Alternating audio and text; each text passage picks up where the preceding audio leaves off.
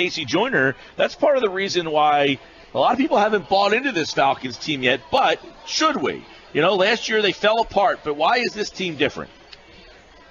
I don't know who they are, to be honest with you. If you look at what their schedule has been this year, look at the teams they faced. Look at the defenses they faced. Tampa, one of the worst teams in the league. Oakland got off to a terrible start, and they faced them. New Orleans. Carolina's had an awful defense. Yeah, they had Denver and Seattle, and they did well in those games, so I give them credit. They faced San Diego, banged-up Green Bay defense. Tampa Bay, again. Most of the teams they faced have been, I don't want to say cream puff defenses, but among the worst in the league. And so, yeah, they're racking these fantastic numbers. But now look at Atlanta going what they have this week. Then they've got Arizona. Then they got a Kansas City defense that's improved. They got the Rams that have been a very good defense. I mean, they've got some tougher defenses coming the next 4 weeks. So I'm going to believe in them more if they can show they can beat these good defenses the next 4 weeks than I am after what they've done the rest of the year. Okay, so let me ask you about their offense then. Today, Jim Schwartz said they're not a one-trick pony. They run the ball well. They pass the ball well. Where are they deficient in offense? Where is an area where they need some help in? I still think that it's Julio Jones, and I'm not convinced that the rest of the offense, the rest of the players, the rest of the receivers are they're not in Jones's class, because nobody's in Jones's class outside of a couple players. But I don't think Mohamed Sanu's a great player. I don't think that either got Taylor Gabriel, their tight ends, either Austin Hooper or Jacob Tamme. I don't think they're in good shape there. I think that if you could find a way to get Jones out of the game, and some teams have been able to do that. For a variety of reasons. I don't know that necessarily they shut Jones down, but they make Atlanta go elsewhere and don't target Jones. I think if you take him out of the game, I don't think that the rest of the offense is anywhere near as good. But you haven't been able to see that deficiency because, when you're facing really bad defense, it's fine. You're not throwing to Jones. You're still throwing to a mismatch in your favor. One thing that Jim Schwartz said today during his press conference was he didn't want to kind of call it street ball, but, just kind of ad-libbing it. Like they just kind of run routes, and they're deep routes. There's a lot that takes involved, which means that Matt Ryan can be had, right? I mean, when you got guys running deeper patterns, this is a situation where, you can get after the quarterback. So how do they protect Matt Ryan? Well, the thing is, one of the things you want to do against Ryan is you have to play that street ball. He will make bad decisions. He is a bad decision being when a quarterback makes a mental error that leads to a turnover opportunity. He's got a long history of being – he's not terrible in that metric. He's not like bottom of the league, but he's mid-tier, and sometimes he has really bad games. In fact, when he was in college, he was one of the worst in the league or worst in college football in that season. So you can get him to take chances. Also, their running game, if we talk about the deficiency for them, they're only averaging 8.3 yards per attempt when they get good blocking, and the league average is 8.1. So as good as Freeman and Coleman have been this year, they're really not doing that much better than usual and better than expected when they get good blocking. And the Eagles have shown at times this year, if you take, say, the Washington game out, maybe one other, if you take those games out, the Eagles have been very good at keeping the offenses from getting good, big gains on the ground. So I have a feeling they can keep the Atlanta rushing game in check, and they can get Ryan to make some mistakes. So there's a couple things that play in Philadelphia's favor. Yeah, Benny Logan should be back this week. And while Bo Allen has done a nice job in there, it's one of those things like, you talk about, hey, the Sixers have Joel Embiid, and when he leaves the game, Rashawn Holmes is a hustler, and he did a lot of good work, but he's not Joel Embiid. It's like Bo Allen's similar. He hustles, and he grinds, and he does a good job, but he's not Benny Logan. And you wonder how not only will he help the Eagles' defense, but how he will help out Fletcher Cox as well. Yeah, that's the thing is that if you have those front wall players, because usually if you're trying to defeat the running game, you either need to feed a run block in front of you and disrupt the play, or you need to come up and make sure that your players keep a good blocking gain to a minimum. Keep it down to 6-7 yards, something along those lines. And the Eagles early in the season were very good at getting disruptions and making sure that finding ways to keep the running game from getting big gains or getting good blocking attempts, keeping the good blocking rate down in my vernacular. But they haven't been as good at that of late, and I think that that's going to be a big thing for them is if they can win the front seven battles and you can disrupt the running game that way, and you don't have to have those safeties come up quite as often, because I don't think you can be committing a lot of your safeties up into the box when you're playing a Julio Jones, because that's where they could really burn you. Because the Eagles also have shown this year that sometimes their defense is very structurally sound. They are where they're supposed to be when they're supposed to be there, but sometimes they're not. You can't have the sometimes they're not plays when you're playing Julio Jones. Yeah, and the secondary the Eagles have, let's be honest. I mean, McKelvin's struggling, Carroll's struggling. In fact, Jim Schwartz mentioned today that even Carroll has been kind of limping around with a hamstring problem. McKelvin hasn't been getting over it. So they don't really have that guy in the secondary that can go mano-a-mano with Julio Jones. No, if you had the McKelvin of last year, you'd be feeling a lot better about it. With McKelvin this year, absolutely not. And the Eagles, they rank right now. They are 22nd in total QBR versus vertical passes, which are aerials traveling 11 or more yards downfield. That's not a good place to be when you're facing this defense. And they're also not doing that much better in vertical yards per attempt. They are 18th in that category. So they've only allowed 6 touchdown passes, and they do have a couple of picks. I mean, it hasn't been terrible. It hasn't been quite as bad in those senses, but even at their best metrics in vertical passes, they've been mid-tier in the league, and I think they need to find a way. That's why that front seven battle is so important against the run, that they've got to win those battles up front, because if they don't win those battles up front, this weakness becomes even more pronounced. KC Joyner, ESPN.com, NFL Insider, looking at the matchups to watch for the Eagles and the Falcons. And if you look at the Eagles' offense, they haven't really created an identity yet. You can't really buy into anything that they're doing in terms of, are they a run team, are they a pass team? How is this Falcons defense? How does Philly match up? Where can they go after the Falcons defensively? Oh, I think they can turn the game into a shootout. That might be their best option in winning this ballgame, is to turn this game into a shootout, because the Falcons, they rank 18th in that vertical total QBR allowed, and they've also given up 6 touchdown passes on vertical throws. So I think they've got some players in their secondary. They're not as weak in the secondary, because they do have some quality players back there. But I think there are a couple of areas where you could go after. I don't think you want to go after Des Trufant, but if you're starting to target players, different players in the secondary, if you're starting to go after Robert Alford, I'm not convinced he's that good. Brian Poole is their nickel corner. I think you could go after him. They've been terrible against tight ends, too, by the way. They've done a terrible job against tight ends. So I'd like to see a lot of, if I'm the Eagles, I'd like to see a lot of Ertz and Selleck involved in this contest, because the Falcons have done a horrible job against tight ends this year. All right, and that's interesting because Ertz got involved last week. He had, I think 9 catches in the game last week. We saw even Burton get involved in that game a little bit there, so that could be an area to watch. One thing also, the Eagles wide receivers have struggled. There's no doubt about it. They struggle to get open. They struggle to catch the ball when they actually are open. But I want to, there's a guy, Bryce Treggs got activated last week, and I don't even know if you know much about the guy, but he runs 4.3. He got past the Giants secondary last week, caught a 58-yard pass, had another catch in the game. Just having that guy on the field, how much can that help the Eagles' offense? Just having a presence, not that you even have to throw that guy the ball, but just having him lined up somewhere on the field. Do you think that could help this team in the second half of the year? Yeah, we can actually take it to where we talk about vertical passes, and those are the 11 or more yard downfield throws. Another area I like to look at is stretch vertical passing, which is when you're throwing it 20 or more yards downfield. That's normally the post routes, the go routes, the corner routes. I mean, when you're really trying to stretch a defense.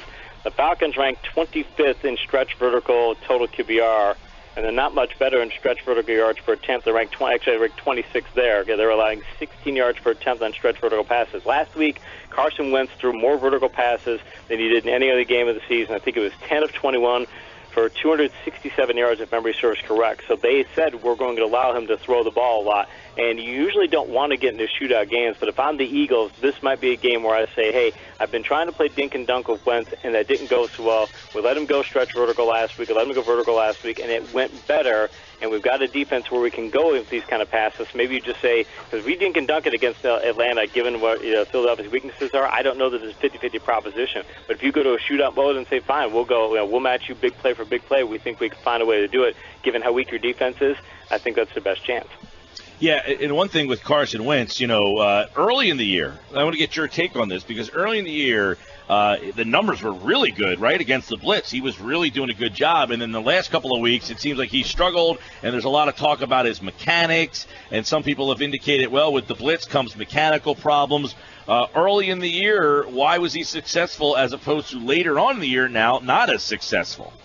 Early in the year, they were using a lot of screen passes, a lot of creative dink and dunk throws, and that allowed him to get into a rhythm. We talked last couple of weeks about how early in the game, Carson Wentz seems to I would say he's rattled, but he's got that Brett Favre idea where Brett Favre used to be really he'd be fired up earlier in the game. And if you get to the first quarter, then he would be like relaxed for the rest of the game. But you had to survive that first quarter. And that happened with Wentz last week. Both interceptions, you could say, were he looked kind of a little shaky. And I don't know if it was the blitz or if it was just a matter of getting him calmed down, but I think it's a situation where maybe in this contest you just say, okay, well, go take a couple of stretch vertical passes early on and say, go ahead and test this team on really deep passes. Let's find a way to play call one of our plays open. Maybe we pull out a trick play or something. Do something to let him just go ahead and air it out deep to get that out of his system, because if you're trying to play you're trying to go toe-to-toe in a shootout, and you've got your quarterback being a little antsy for one quarter, and the other team's quarterback is an MVP candidate, I think you don't do so well. KC Joyner, ESPN.com, NFL Insider. Eagles and the Falcons coming up this Sunday. You can listen to the game on 97.3 ESPN. And, the Falcons is we talked about before you came on, Casey, they lead the league in scoring. Eagles' defense has been erratic, right? I mean, how would you describe the Jim Schwartz Eagles' defense? They're up and down. They're a playmaking defense, but they seem like they're still inconsistent. The Eagles' offense doesn't have an identity. Is that the same for the Eagles' defense? When you watch them, what do you think? I'm thinking, well, first off, they don't have enough good players in the secondary. That's a trouble for them. And again, with McKelvin taking a step back, hey, McKelvin comes back to what he was. I mean, he had a terrible game last week, but if he comes back to what he was in 2015, I don't want to say he could be a shadow corner who could shut down Julio Jones, because nobody's shutting down Julio Jones, but he can keep him more in check and things. But that's the thing. If McKelvin's not playing well, the rest of the secondary has been very hit or miss. There's been times when the Eagles, in fact, they're kind of a mirror image of the offense, where there are times that look fantastic. I mean, they dominated Minnesota in the pass rush, and they've had games where they've done very well in coverage. But there's just other times where, like Washington, they did a terrible job on against the run, and there was a lot of that was effort, a lot of that was bad angles, and a lot of that was just, again, there was a lot of lack of effort. So it's one of those situations where I don't know that we know what the Eagles' defense are, because I don't know that they know what their defense wants to be. I don't know if they know what their identity wants to be. Casey, when you look at Philly the last couple of weeks, they went 3-0, okay, and expectations maybe got a little high. Then they've lost 3 out of their last 4, and some people would say, well, that's what I expected them to be. When you get off to that 3-0 start, should we have changed expectations? Do we think that losing 3 out of the last 4 is, well, everything's – because here's the number that to me sticks out. They're still a plus 57. Their point differential. So when you're a plus 57, wouldn't that suggest that you should be better than 4-4? Yeah, it would suggest that. And, again, when they beat Pittsburgh in Week 9, Pittsburgh has shown this year they're not what everybody thought they were going to be, and for a number of reasons. Some of it is injury-related and such, but they're not the team we thought they were going to be. But, when they beat Cleveland and Chicago, I think we all took it with a grain of salt and said, okay, consider the competition level, and, Wentz looks great and all that. But when they went to Pittsburgh or faced Pittsburgh and they dominated them, I think everybody said, okay, that's when the expectations went too high. But, they're facing you're facing Minnesota, and, they did very well in that game, but that's a tough opponent. You're facing Dallas, and might be, if they're not the best team in the league, they're second best team in the league. You've got Washington, who's gotten better after a very bad start. You've got Detroit, who some people consider the favorite in the NFC North. So you've got a lot of those teams, and I think that a lot of it has to do with the competition level getting stronger, and again getting our expectation levels back down. But if you're looking at Philly for the rest of the year, you get Atlanta, then you got Seattle, and then you've got Cincinnati, you've got Washington, you've got Baltimore, who might be the favorite in the AFC North. So I think we're going to learn a lot more about what this team really is the last course of the season, because there aren't any more cream puff games pretty much. No, Eagles' schedule coming down the stretch is pretty tough too, Casey. And Atlanta here, as you said, you're not really buying into them yet. I'm with you. I need to see something. I don't know what it is. I was impressed that they beat Denver on the road, if memory serves, and they played pretty tough the very next week up in Seattle. So some people say, all right, well, that they're competitive, they're in the games, but they're 6-3.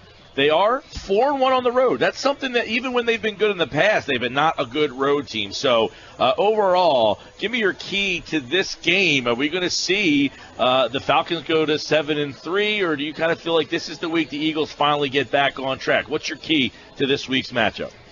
I think it is a game where probably the Falcons just have more firepower to go to win. But here's the thing that gets me. The Falcons, ESPN has a metric called expected points added. It basically measures a platoon's performance, an offensive performance, defensive performance, special teams, how many points you should be expected to contribute to the bottom line. Falcons are first in the league in offensive expected points added, 111 points. I mean, it's ahead of the Cowboys. I mean, they're that good. But the point is their defense is minus 71.4, which is 29th in the league. This is a team that is getting in far too many shootouts, and when you can take a look at, you can go back to Eric Coryell, some even the greatest offenses in history. And when those teams get into shootouts, they are 50-50 propositions. I'm talking teams that end up the year scoring 500 points or more. You can look at those teams, and it's still, they basically win 55% of their games or so when they get into shootout mode. Atlanta's a team that's not built. You're going to get into shootout mode. They're not a powerhouse offense with a great defense. They're a team that's going to give up a lot of big plays. So, yeah, you finish 6-3 for now, but you keep getting into shootouts. You're going to have you've got 7 games down the stretch. I wouldn't be surprised if they end up finishing 9-7, 10-6, something of that nature, and kind of stumble their way into the playoffs rather than turn the 6-3 thing into a 12-4 finish. All right, that's all happening this Sunday on 97.3 ESPN. The Eagles and the Falcons. We'll see how it goes. I want to get your quick takes on some of the other intriguing matchups from the weekend. I think there's a couple of interesting. Let's go inside the division. Minnesota and Washington. Do we see Minnesota finally come back around, or Washington get to 5-3? Too many offensive line issues for Minnesota. Too many offensive issues in general. Washington's been very good and a good blocking rate on offense, and they're improving a good blocking rate on defense. I just think Minnesota doesn't have the firepower right now. I think that their offensive woes are going to be a problem for them down the stretch. Okay, let's look at the another interesting one inside this division, which Dallas and Pittsburgh. Pittsburgh, as you just mentioned, maybe not the team we all thought they were. Dallas maybe better than we thought they were. Pittsburgh, if they want to get over 500, they're going to have to win a game against a tough Dallas team. What do you got on this one? Yeah, the thing is that you look at Dallas, and they've done well in their passing game despite not getting a lot of production at Des Bryant. They didn't throw many passes last week, so if Dallas can get their vertical game going more, they could do even better. Pittsburgh's been pretty good against the run in most games this year. They've had a couple of stumbles, but they've been very good against the run in most games this year. Big problem for me, though, I didn't like how their running game looked last week. A lot of that had to do with Baltimore, but a lot of that had to do with Le'Veon Bell. When he got good blocking, he still wasn't hitting a hole. He was trying to look for a bigger hole. You can't keep doing that. I think that could be a problem if they don't get that corrected. Pittsburgh's got bigger issues than just Ben's injury.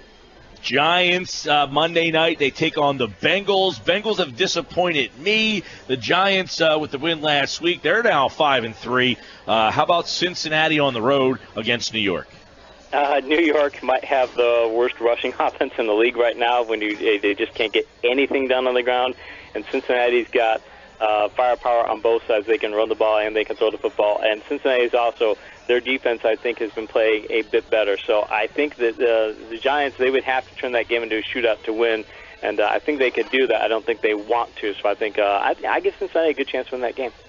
Other interesting games on the schedule, but the last one I'll throw your way, Casey, is obviously the big one between Seattle and New England as those two teams meet up. And I said, the Eagles have the task of having to go to Seattle next week, and they might be getting against an angry Seattle team.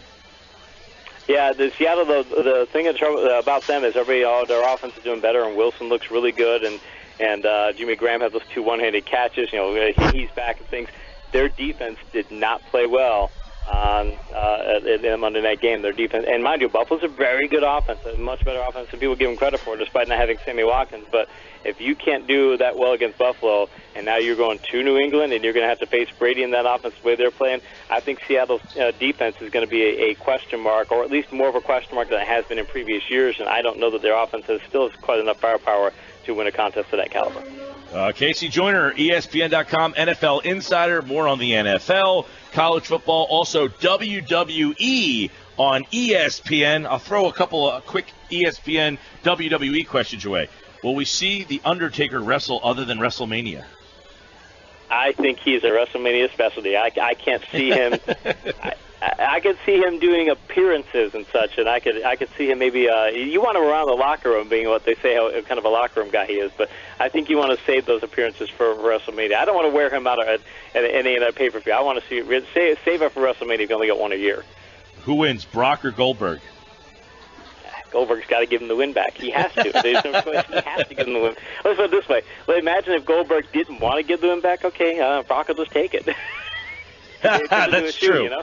And I can see the people right now saying they already know who's going to win. They wrote it already. That's the magic of it, right there, Casey? That's the magic. Trying to figure out why the writer writes one way over the other. Yep. By the way, related note on WWE, I wrote an article this week that just got posted yesterday for ESPN's WWE section. It's a part of my Getting Over series. It details the psychological rules the wrestlers use to get over. And this week's rule is why a heel should have no redeemable traits. And it talks partially about Kevin Owens and how he's been a good heel, but people know he's a good person in real life, and why that's caused him a little bit of trouble getting over because he's got a redeemable trait. KC Joyner, everybody, multi-talented. NFL, WWE. What two things go better on a Sunday night? He's KC Joyner. He'll be back on Monday as we recap the Eagles and the Falcons game with all the matchups that happened in that game here on the Sports Fest. Thanks, pal. Enjoy the football. You too, man. Appreciate it.